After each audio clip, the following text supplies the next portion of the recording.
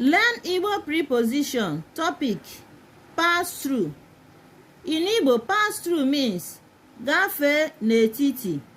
Gafee n'etiti. Igbo, English. Let's see them in sentences. Number 1 says, Okwute gafere n'etiti mbufu ugbua. Okwute gafere n'etiti mbufu ugbua. Meaning, stone passed through the window now. Remember, in Igbo, we call window mbufu. Mbufu. Many of you don't know that. They always call it window. Window. Know it now, okay? Sentence number 2 says, Nkịta na-agafe n'etiti ụzọ ugbua.